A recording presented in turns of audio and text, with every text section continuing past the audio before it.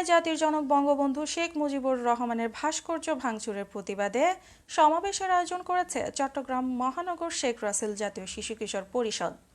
সকালে press club চত্বরে আয়োজিত সমাবেশে বক্তারা বলেন, বঙ্গবন্ধুর ভাস্কর্য ভাঙচুরকারী পাকিস্তানের প্রেতাত্মা। তারা বাংলাদেশকে অস্থিতিশীল করে বিশেষ গোষ্ঠীকে ফায়দা করে দিতে চাচ্ছে। এ সময় বক্তব্য রাখেন সংগঠনের সভাপতি আব্দুল্লাহ আল মামুন নিশাত, সাংগঠনিক সম্পাদক আব্দুল কাদের রুবেল, সদস্য জালাল হোসেন, আব্দুল কাদের অভি, রাকিব হোসেন সহ অন্যান্যরাও।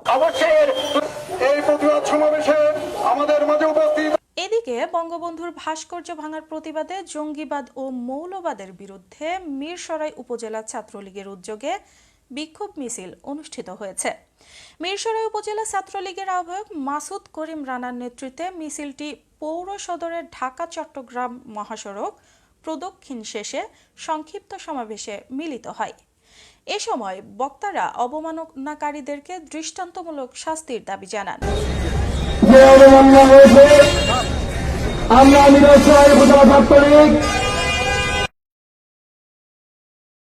চাঁদা না দেওয়ায় দোকান ও সরকারি ঘর ভাঙচুরের পর রেলওয়ে কর্মচারীকে শারীরিকভাবে হেনস্থার প্রতিবাদে সংবাদ সম্মেলন করেছে রেলওয়ে পোর্টার কাজে নিয়োজিত আশরাফ হোসেন জুয়েল।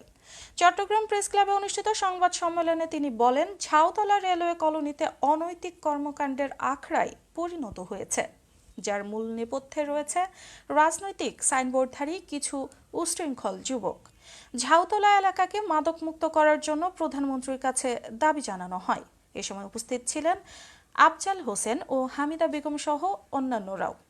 10,000 টাকার জন্য নানাভাবে 10-15 জন একটি গ্রুপ আমি ও আমার পরিবারের অন্যান্য সদস্যদের আহত করে। Aruna Ahmed, S vision news, Chittagong.